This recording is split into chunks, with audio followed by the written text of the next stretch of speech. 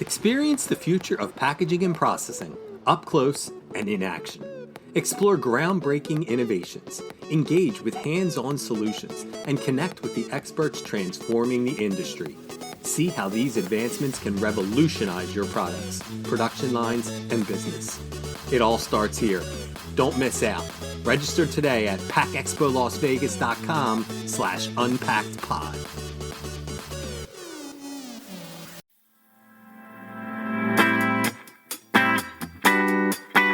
You're listening to Unpacked with PMMI, where we share the latest packaging and processing industry insights, research, and innovations to help you advance your business. Hi, and welcome to Unpacked with PMMI. I'm your host, Sean Riley. Today, we dip into the science of communication and how the way we communicate influences everything from sales, communication with your boss or employees, and even conversations at home with the family. Before you click off this pod thinking, whoa, I didn't sign up for a science podcast, trust me when I say that Jeff Bloomfield, who was the first person in his family to graduate from college, has made a career out of teaching others what he's learned about the biology, psychology, and physiology of the brain. I assure you, Jeff takes these complex topics and simplifies them, revealing that most people communicate with their customers using the wrong information, in the wrong way, at the wrong time, and in the wrong order. Let's have a listen. So with all the fancy introductions out of the way, I'd like to welcome to the podcast, Jeff Bloomfield. Welcome, Jeff. Hey, Sean. Happy to be here. So you just gave a fascinating talk at PMMI's annual meeting about, neuroscience and selling success. And I guess to kind of kick off, the part that really caught my attention, it was very interesting, was story that you told about your grandfather. And I feel like that was kind of a theme that ran throughout your talk, which really centered around problem solvers kind of, ruling the world. So how do you feel that that's kind of something that you took as someone that how did you describe yourself from the holler? Blue collar from the holler. Blue collar from the holler. How do you feel that problem solving model took you from there to, this heights of, teaching about neuroscience and things like that? Yeah, and I get that question a lot around, well, are people born, you hear the question a lot, are you born a great leader? Are you born a great communicator? Are you born a great storyteller? And I don't think the answer to that is yes. I think all of those folks are made. Now, are you influenced strongly in your upbringing and your environment? Of course you are. From my papaw being a great storyteller and a great communicator and a great teacher, to my father and my uncles who sat around telling stories, mostly lies about their fishing expeditions, right? Right. Growing up around that idea, my brain was being activated without realizing that I was mesmerized by how these guys and gals communicated. So I think it's not about, though, you can have that environment and still be a terrible communicator, right? And your personality style does play a role in it. Are you introverted or extroverted? By the way, just because you might be an introvert doesn't mean you can't be a great storyteller. In fact, some of the best communicators I know are introverts. What makes a great communicator or a great storyteller is someone who has this just intuitive ability to recognize who they're communicating with and understanding their perspective, even if you're just projecting what you think might be their perspective. When you communicate, so Sean, if I communicated with you about everything I care about, you're going to tune out and gloss over. We all know, those listening know. Go to a happy hour at any bar and just randomly introduce yourself to a stranger and ask them what they do. You don't care in 5 minutes. Right. So part of it about being a great communicator, and I think growing up in that environment was, yes, I was predisposed to storytelling as a mode of communication, but I wasn't great at it. I had to learn the skill of being a good communicator. And it wasn't until I started studying the science of human behavior that I recognized there were patterns, and those patterns mattered to how people receive that information. And that's the part that kind of pivots to that really caught my interest is you went from, like you said, blue collar from the holler, graduate from college, and you kind of went like a biochemistry kind of sciencey sort of background, which is not what I would expect to see at an annual meeting talking about sales. So how does that pivot from where you're solving problems around, cancer drugs and things like that, to speaking now on, how the brain works and how that's going to apply to sales. Yeah, I'm going to say something very controversial to all sales people and sales leaders that are listening. There's no such thing as sales. There's no such thing as selling. There's only buying. That's fair. Now think about it. Mm-hmm. No, that's fair. The way if your mindset is one of selling, you've already lost. Your mindset on the sales side of business has to be one of serving by solving. If you serve by solving and that's your approach and that's your mindset, guess what happens? You get more sales. People buy from you more often, things they're already going to buy. And they just choose you to do that business with. So let me come back to one thing you said. I want to make sure that everyone gets this. The reason you said it was kind of interesting. Here you are with this neuro background and the biotech background, and here you are at a PMMI sales event. Mm-hmm. Sales is nothing more than a mode of communication. I love communication effectiveness. That's what I love. I love how humans communicate in order to elicit change, in order to build trust, in order to make a difference in other people's lives. Sales just happens to be one of those channels that the vast majority of the world has to participate. Yeah, and it's funny because you touched on it earlier where you said, you could be someone that tells stories that's not an extrovert, and people are usually surprised that I'm usually identified when I take all the Briggs-Myers and all the things like that as an introvert, because I do these things and I speak. To me, it's a lot of work to have to do the communicating versus I see people who are in the sales field, like you said, even though we're dismissing that exists, but I understand in sales that seem to relish that communication. But it seems like what you're saying is the ability to, or the thing in your head that's making you want to communicate doesn't necessarily make you a effective communicator or someone who's going to be good at, for what we're discussing, sales. It's something that instead is something that you have to focus more on the person that's buying and the person that you're listening. So I guess the bigger skill is listening more than communicating. Yeah, in sales, that's obviously a skill that's woefully inept for most people. Right. But it's because of, again, our training and remembering that our brains are wired for self-preservation. So for an introvert, not to go too far down this rabbit trail, I'm not an introvert, you are. For most introverts that I know, the self-preservation activation is like, I don't need to be out there.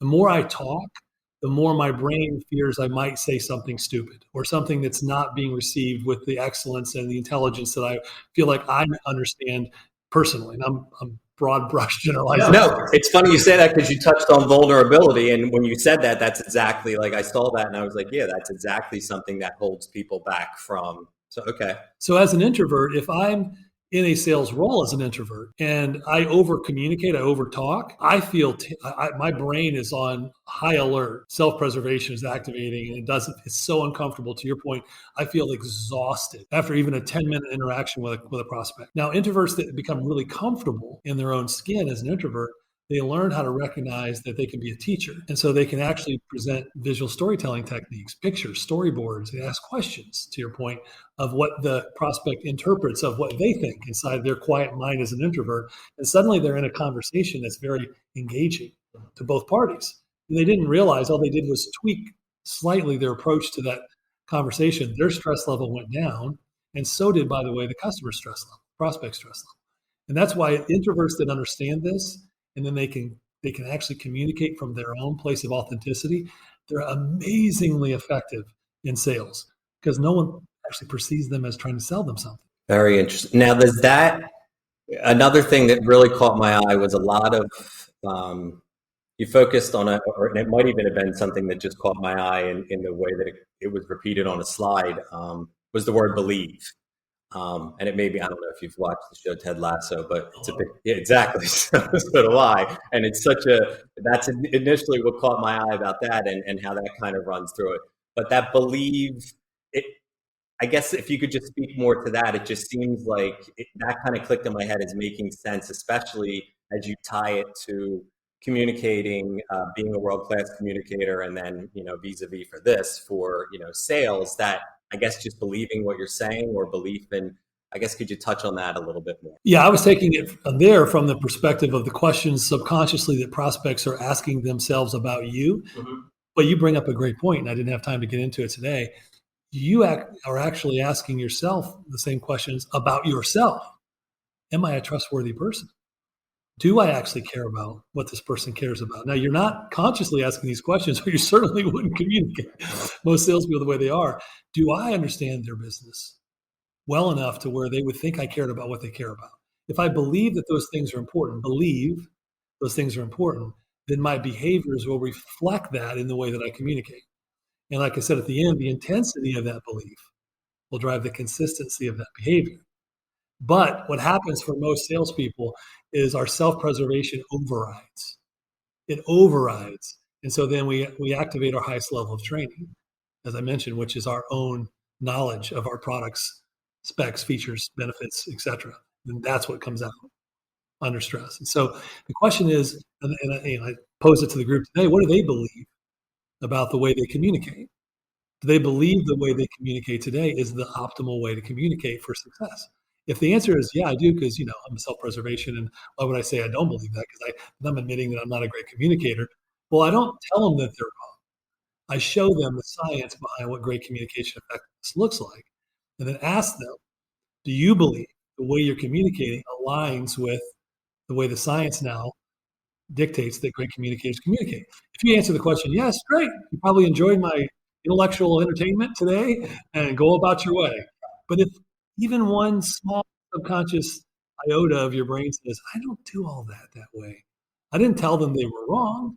I just showed them through science and then gave them a path to go on their own and try to think about, maybe that belief is, I could be a little bit better. And that's where change starts to happen, when people are choosing it versus somebody forcing it upon them. Which, as you're saying that, I'm thinking it goes back to something that you said very early on in your presentation about the way that we learn. And I think it's very particular to at least in the U.S. I don't know if it's like this.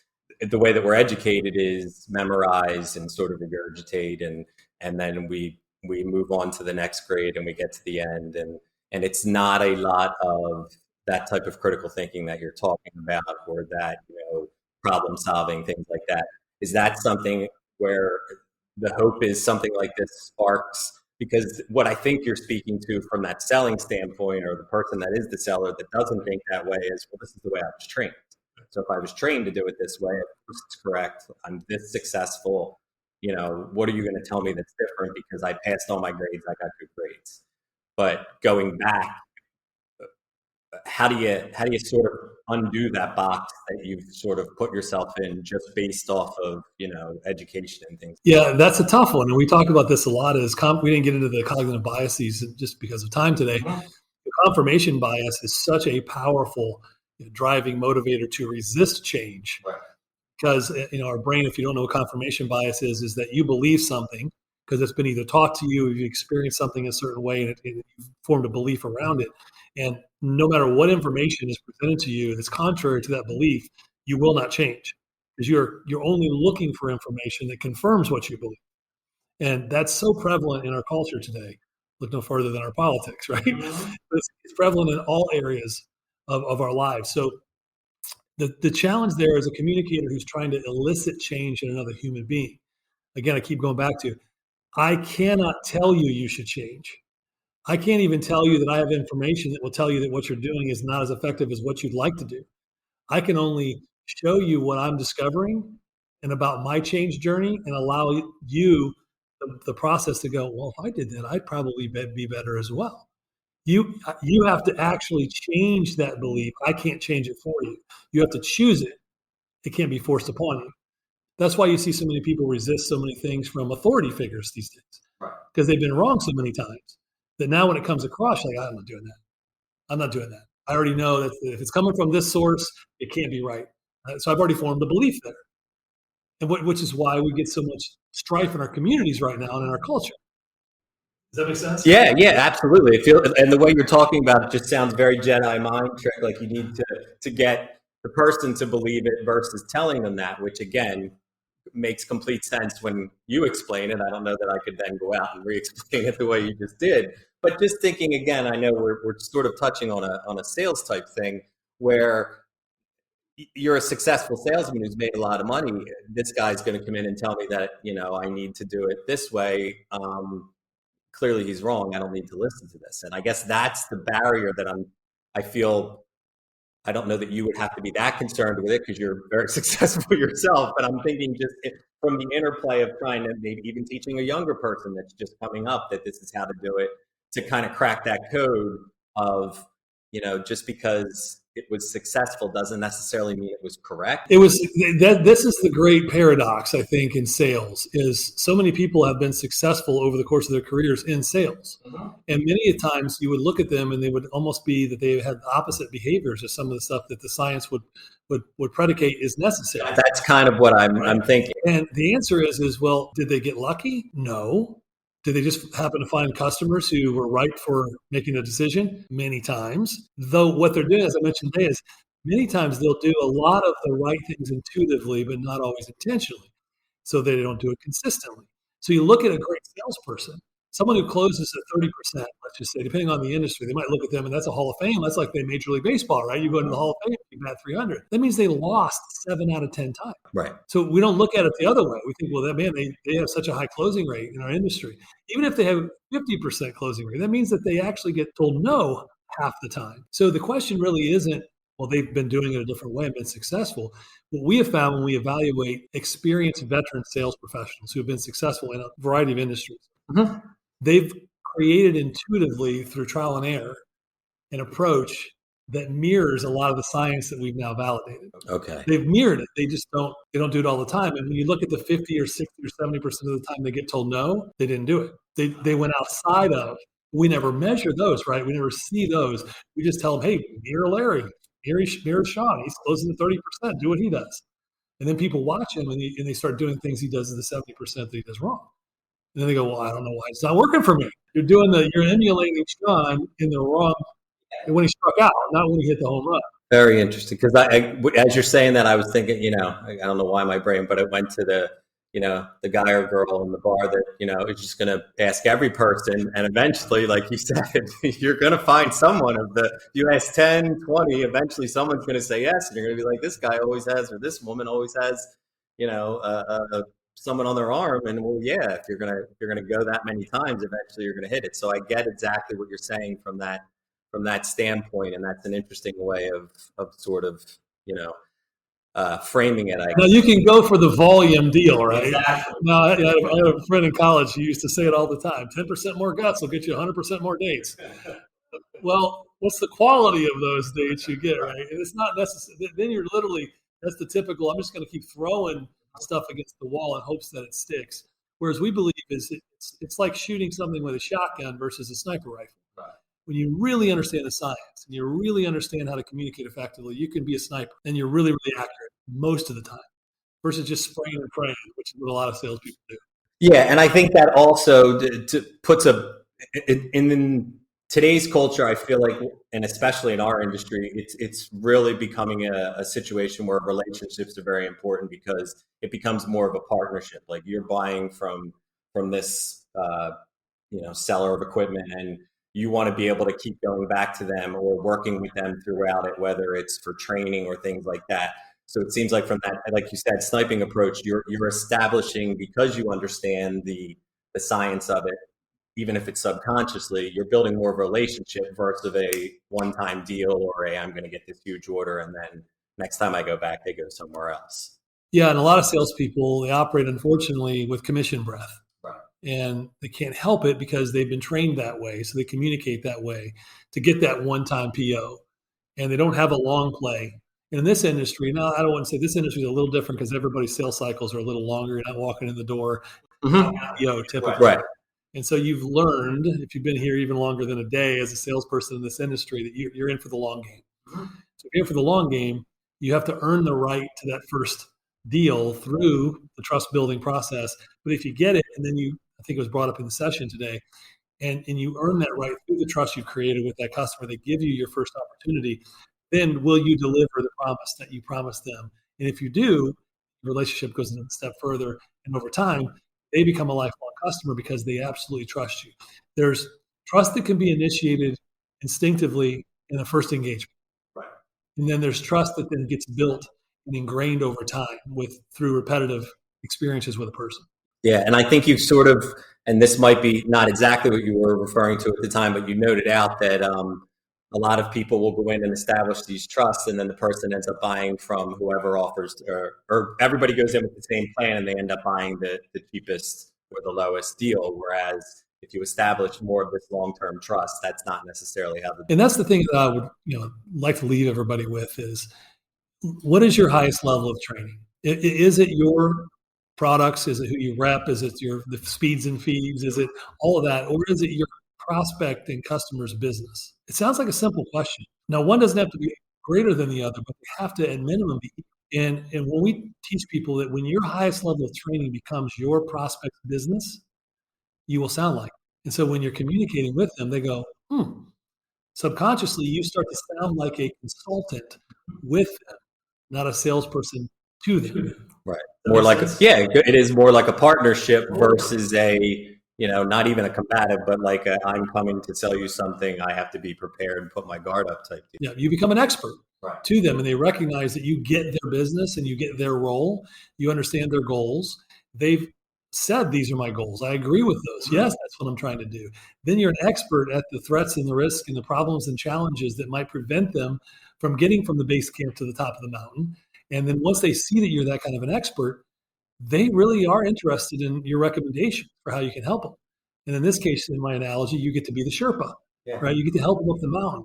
Right. You're not like, hey, let me hitch onto my carabiner and I'm going to drag you to the top, right? That's what a lot of salespeople try to do. That's a perfect way to sum it up. And you've already given us plenty of time on the stage, and I appreciate you giving us an additional, 20 minutes or so to come on here and share some more insight on what you brought here to the annual meeting for maybe some people that couldn't be here. So I would just want to thank you again, Jeff, for taking time to come on the podcast with us. Oh, you're welcome.